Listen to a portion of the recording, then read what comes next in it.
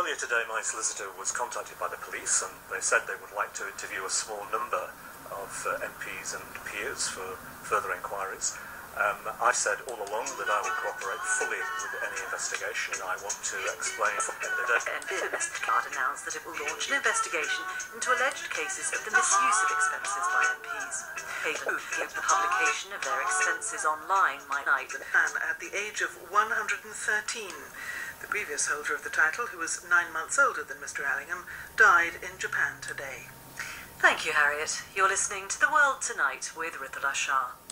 If MPs had hoped the publication of their... That wasn't his Wimbledon title. Nadal's loss is Andy Murray in the world's top 4.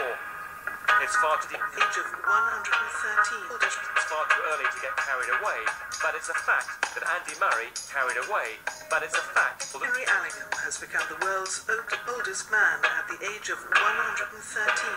The previous holder of the title, who was 9 months older than Mr. Allingham, died in Japan today. Thank you, Harriet. You're listening to The World Tonight with Rithala Shah. If MPs had hoped the publication of their expenses online might begin to bring the row to an end, they were wrong. Not only has controversy centred on what's been removed from the published document, but today Scotland Yard announced that it will launch an investigation into alleged cases of the misuse of expenses by MPs. Although the police have refused to say who's being investigated, the BBC understands that the former Labour Minister Elliot Morley and the Labour peer Baroness O'Dynn may be under investigation. The Labour MP David Chater has confirmed the police have been in touch with him. He said he hadn't been arrested and would cooperate fully with the investigation. Earlier today, my solicitor was contacted by the police that I will cooperate fully with any investigation. I want to explain my case, explain what happened. I've acknowledged that there is an error here, and I want to clear my name. And I now wait for the invitation to discuss this with the police. David Chater is the MP for Bury North. Elliot Morley is the MP for Scunthorpe. They've both announced they'll stand down after it emerged they apparently claimed interest payments for mortgages they'd paid off.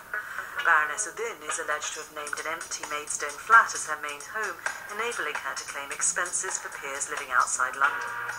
The Business Secretary, Lord Mandelson, said police involvement in the expenses issue was inevitable.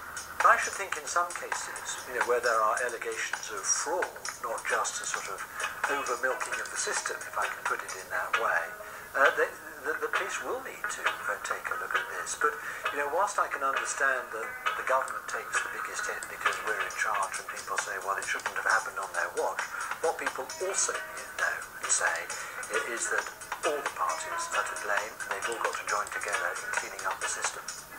A few weeks ago, the Metropolitan Police and the Crown Prosecution Service put out a statement indicating they believed it was highly unlikely that there would be a successful prosecution of politicians caught up in the expenses row. But they did leave open the possibility of investigating if there was evidence that an individual deliberately misled the Fees Office. The police now say that officers from their Economic and Specialist Crime Command will conduct the investigation. I'm joined now by Neil Blundell, head of the fraud group at the law firm Eversheds. Neil Blundell, what do you think the investigation will be looking for? Well, they'll be looking for evidence that any of the peers or MPs made false representations, knowing when they did so that they were untrue, with an intent to make gain for themselves. So if, for example, an MP knew, and there's evidence to show that he knew that his mortgage was paid off, and he carried on claiming for that mortgage, there would be clearly an intent for him to make gain for himself. But if you claim for something real, however strange or outlandish it may seem, that's okay. Well, the key is dishonesty. So if you go to your employer, the paying party here being Parliament, and you say, I want to claim for my moat, and say they agree to it, and you do use the funds to pay for cleaning your moat, then there's nothing dishonest, even though, of course, the public would be outraged at their taxpayer, their money being used to pay for such things. So what do you think the process of investigation will be? What sort of things will they be looking at? Well, the police have many powers. They can compel banks to provide statements. I mean, a key here is going to be, everybody knows that if your mortgage gets paid off, the deeds get returned from the mortgage company to the individual normally, or to somewhere that they wish to place them in trust. So they will apply for all that information from the various institutions and banks. They'll probably look through email accounts. They will try to get to to the bottom of what these MPs actually knew. Because if they're going to present a case to a jury, they're going to say to a jury that beyond reasonable doubt these individuals were involved in dishonesty, then they'll want to have some documents and they'll want to have evidence that shows that there was dishonesty. And if anyone is found guilty, what kind of sentence could they be looking at? Well, there's a maximum of 10 years imprisonment under the Act. It's a breach of trust offence because they're in a position of, it's their employer.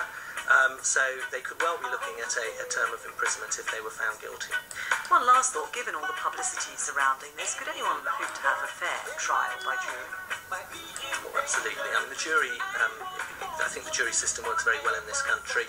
They would, the defence, if an MP was charged, they would have a defence they could put forward. The jury would listen to both what the Crown have to say and present, and they would listen to any facts that the defence would want to put forward. So MPs would give evidence on their behalf, explaining if there was an error, why it was an error, and why they didn't act with dishonesty. And I think it's a very sensible system. The jury would consider it, and they would decide the facts. They would decide if that MP did act dishonestly, and if they did, they would find him guilty. Neil Blundell, thank you very much. Well, David Winnick is the Labour MP for Walsall North.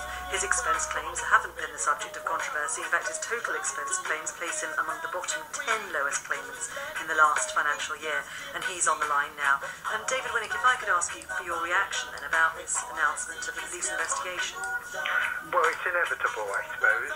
No one's above the law, and if the police believe there is a case, then obviously they will pursue the matter accordingly. And as I've said, no member of Parliament believes for one moment that we are exempt from the law as such. Do you think a police investigation might go some way? Prosecution, I mean, the police will go about their business, as I've said, accordingly, as one would expect them to do. We're confident. It's on their behalf, explaining if there was an way towards restoring public confidence in the political system. No, I don't believe it's a matter of any prosecution. I mean, the police will go about their business, as I've said, accordingly, as one would expect them to do.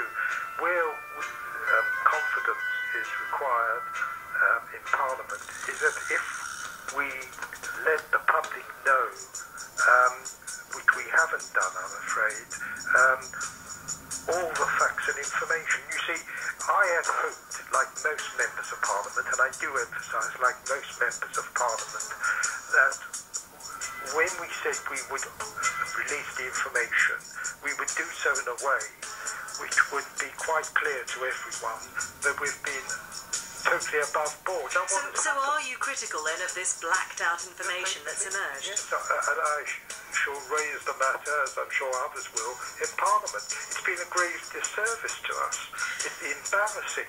And of course the Telegraph can say with every justification that if they hadn't done what they have done, and I was critical to some extent in the beginning when they published the articles, because I believe we were going to do so, and they were relying on stolen information. But as an MP, when all this was going on, were you aware of what some of your colleagues were doing? No. You didn't discuss it? There wasn't sort of, well, did you realise? Well, I'm not going to sit in judgment. No, but I'm saying, were those conversations had? Did people know what others were claiming for? No, certainly there was no conception about what has arisen in no way whatsoever. I mean, there's no reason for me, for example, as one member of Parliament, to know in any way whatsoever some of the abuses which have come to light. Were you ever tempted to claim more within the rules? Myself? Yes. No, why on earth should I? I mean, would you? I don't go into a shop and take items without paying, and I don't do that because I might be caught. Can I emphasise again that I'm not just the exception? Because you see, even if you take all the members of Parliament and some of the abuses, if they were abuses, have been rather slight. Even if you include every single member of Parliament who's been named as such, it's 182, and no one has suggested for one moment that they're in the main are going to be prosecuted in any way. But that's still less than half of the membership of the House of Commons. David Winnick, thank you very much. Abuses which have come to light. Were you ever tempted to claim more within the rules? Myself? Yes. No, why on earth should I? I mean, would you? I don't go into a shop and take items without paying, and I